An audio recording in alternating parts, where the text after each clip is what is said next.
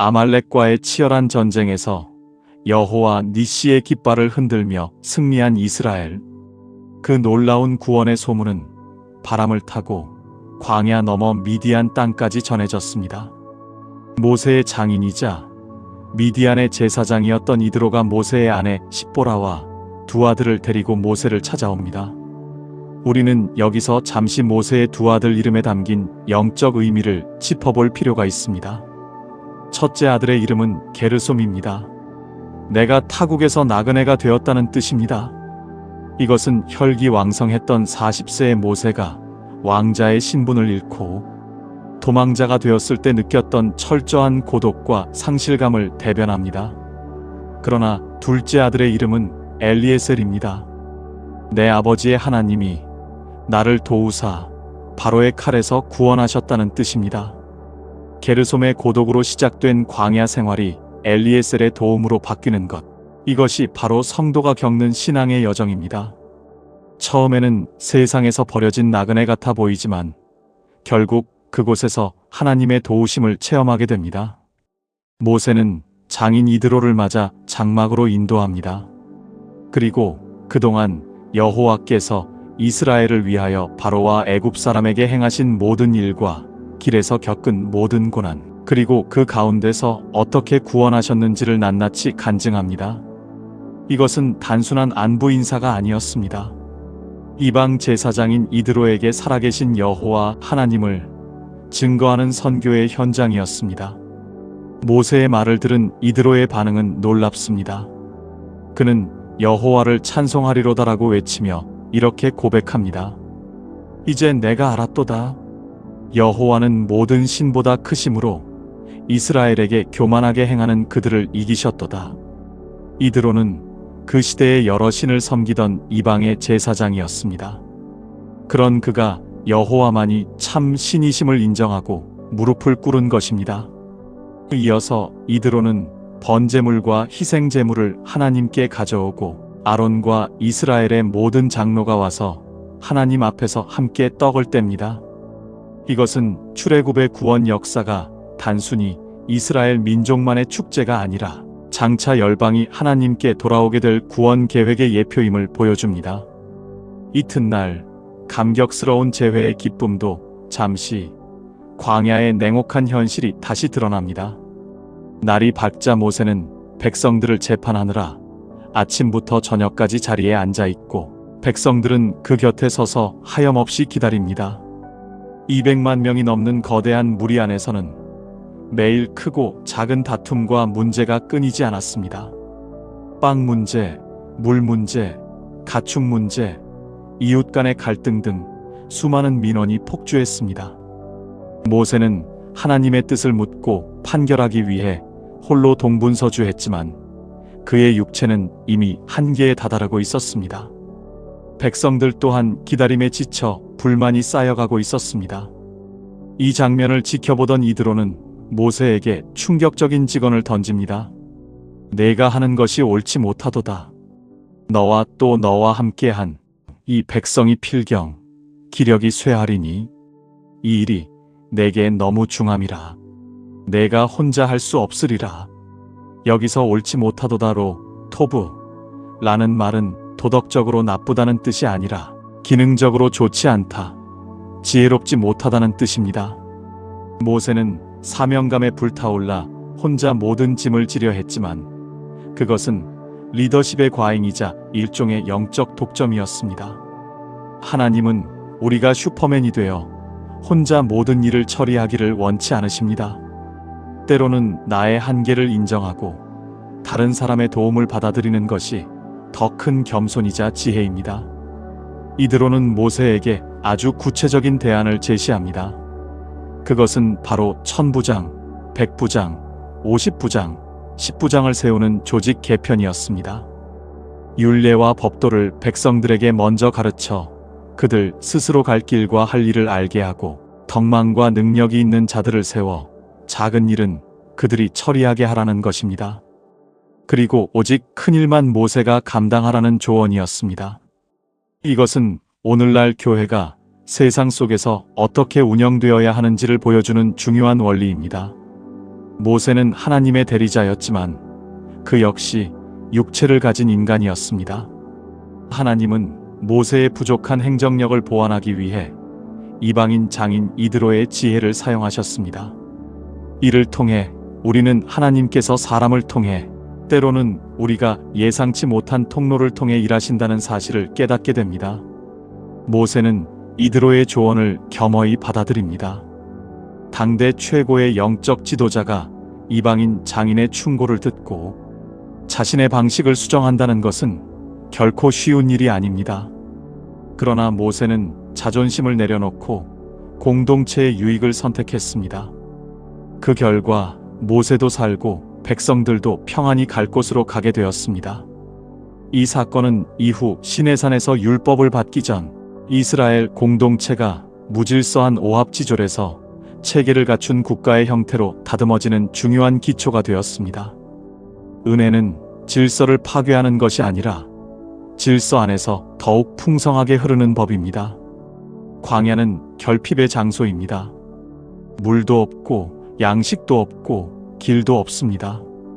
그리고 이제는 지도자의 체력마저 바닥난 상황입니다. 하지만 하나님은 그 결핍의 빈틈을 사람을 통해, 지혜를 통해 채워가십니다. 혼자서는 갈 수 없는 길, 하나님은 함께의 가치를 가르치시며 우리를 더 깊은 은혜의 산, 신의 산으로 이끌어 가십니다. 애굽을 떠난 지 3개월이 되던 날, 이스라엘 자손은 마침내 신의 광야에 도착합니다. 그들은 산 앞에 장막을 칩니다. 이 산은 모세가 처음 소명을 받을 때 하나님께서 너희가 이 산에서 하나님을 섬기리니 이것이 내가 너를 보낸 증거니라고 약속하셨던 바로 그 호렙산, 즉 신의 산입니다. 홍해를 건너고 아말렉을 물리친 모든 여정의 1차적인 목표가 바로 이곳이었습니다. 하나님은 단순히 그들을 노예 생활에서 해방시키는 것에 그치지 않고 그들과 특별한 관계를 맺기 위해 이곳으로 부르셨습니다. 모세가 산으로 올라가자 하나님은 이스라엘 전체를 향한 첫 번째 사랑의 메시지를 선포하십니다. 내가 애굽 사람에게 어떻게 행하였음과 내가 어떻게 독수리 날개로 너희를 어버네게로 인도하였음을 너희가 보았느니라. 여기서 독수리 날개라는 표현은 매우 감동적인 은유입니다. 어미 독수리는 새끼를 훈련할 때 둥지에서 떨어뜨리지만 새끼가 땅에 부딪히기 직전 쏜살같이 내려가 자신의 날개로 받아냅니다. 이스라엘이 겪은 홍해의 위기, 마라에 쓴 물, 양식의 고갈은 마치 추락하는 듯한 아찔한 순간들이었습니다. 그러나 그때마다 하나님은 당신의 날개로 그들을 받아내셨고 가장 안전한 곳으로 업어나르셨습니다. 이 고백은 구원이 우리의 다리 힘으로 걸어온 길이 아니라 전적인 하나님의 은혜로 업혀온 길임을 상기시켜 줍니다. 그리고 하나님은 시내산 언약의 핵심인 이스라엘의 정체성을 선포하십니다. 세계가 다 내게 속하였나니 너희가 내 말을 잘 듣고 내 언약을 지키면 너희는 모든 민족 중에서 내 소유가 되겠고, 여기서 소유, 세굴라라는 단어는 단순히 재산을 뜻하지 않습니다. 왕이 가진 수많은 보물 중에서도 가장 아끼고 몸에 지니고 다니는 특별한 보물을 의미합니다. 하나님은 온 우주의 주인이시지만 이스라엘을 그 무엇과도 바꿀 수 없는 당신의 사유재산, 가장 소중한 보석으로 여기시겠다는 약속입니다. 이것이 오늘날 성도인 우리가 받은 사랑의 무게입니다. 이어서 하나님은 이스라엘의 사명을 말씀하십니다. 너희가 내게 대하여 제사장 나라가 되며 거룩한 백성이 되리라. 제사장 나라, 마물레켓 코하님은 이스라엘의 존재 목적을 명확히 보여줍니다. 제사장은 자신을 위해 존재하는 사람이 아닙니다. 죄인인 백성과 거룩하신 하나님 사이를 중재하고 연결하는 다리 역할을 하는 사람입니다. 즉, 하나님이 이스라엘을 선택하신 이유는 그들만 잘 먹고 잘 살게 하려는 특권 의식이 아니라 그들을 통로 삼아 열방을 하나님께로 돌아오게 하려는 선교적 사명 때문입니다. 또한 거룩한 백성, 고이 카도쉬란 세상과 구별된 삶의 방식을 가진 민족이라는 뜻입니다. 세상 가치관이 아닌 하나님의 법을 따르는 삶, 그것이 바로 거룩입니다. 모세가 이 말씀을 백성들에게 전하자 온 백성이 일제히 응답합니다. 여호와께서 명령하신 대로 우리가 다 행하리이다. 이것은 마치 결혼식 서약과도 같습니다. 하나님은 신랑으로서 사랑과 보호를 약속하시고 이스라엘은 신부로서 순종과 정절을 맹세하는 순간입니다. 시내산은 율법이라는 딱딱한 규칙을 받는 법정이 아니라 하나님과 이스라엘이 영적 결혼식을 올리는 사랑의 예식장이었습니다. 이제 하나님은 셋째 날에 시내산에 강림하실 것을 예고하시며 백성들에게 이틀 동안의 철저한 준비를 명령하십니다. 너는 백성을 성결하게 하며 그들에게 옷을 빨게 하고 준비하게 하라. 여기서 성결, 카다쉬는 구별됨을 뜻합니다. 옷을 빤다는 것은 단순히 위생의 문제가 아니라 내면의 죄와 세상의 때를 씻어내는 회개의 상징적 행위입니다. 하나님은 거룩하신 분이기에 죄된 인간이 그분 앞에 서기 위해서는 정결함이 필수적입니다. 아무런 준비 없이, 두려움 없이 하나님을 대면할 수는 없습니다. 또한 하나님은 산 주위에 경계를 세워 백성이 침범하지 못하게 하십니다. 나팔을 길게 불 때에만 산 앞에 이를 것이니라. 이것은 하나님의 초월성을 보여줍니다. 하나님은 우리를 독수리 날개로 업으실 만큼 친밀한 아버지이시지만 동시에 함부로 범접할 수 없는 지극히 높고 두려운 심판주이십니다. 이 긴장감, 친밀함과 두려움 사이의 균형이 바로 시내산 신앙의 본질입니다. 오늘날 우리는 하나님을 너무 가볍게 대하고 있지는 않습니까? 사랑의 하나님이라는 이름 아래 그분의 거룩한 위엄을 잊고 살지는 않았는지 돌아보아야 합니다. 백성들은 이틀 동안 옷을 빨고 몸을 정결히 하며 떨리는 마음으로 셋째 날 아침을 기다립니다. 시내산 정상에는 검은 구름이 몰려오고 번개와 천둥 소리가 진동하기 시작합니다. 이것은 단순한 자연 현상이 아니었습니다. 창조주 하나님께서 피조물의 역사 속으로 뚫고 들어오시는 현현의 전조였습니다. 이제 곧 인류 역사상 가장 위대한 법, 십계명이 선포될 것입니다. 광야의 침묵을 깨고 들려올 하나님의 육성, 그 거룩한 말씀 앞에 이스라엘은 숨을 죽이고 서 있습니다. 약속된 셋째 날 아침이 밝았습니다.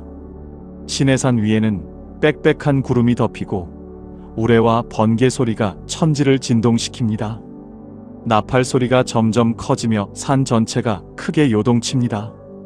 성경은 여호와께서 불 가운데서 거기 강림하심이라고 기록합니다. 그 연기가 옹기 가마 연기같이 솟아오르고 온 산이 불붙은 듯 떨었습니다. 이것은 단순한 자연의 공포가 아니었습니다. 죄인인 인간이 감히 감당할 수 없는 거룩하신 하나님의 영광, 히브리어로 카보드가 눈앞에 현현한 것입니다.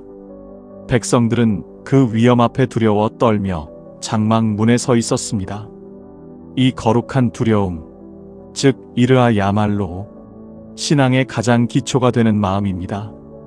하나님을 경외함이 없이는 참된 지혜도 순종도 나올 수 없기 때문입니다. 이 압도적인 임재 속에서 하나님은 모세만 따로 부르시는 것이 아니라 온 백성이 다 들을 수 있는 음성으로 직접 말씀하십니다. 십계명의 서문은 이렇게 시작됩니다.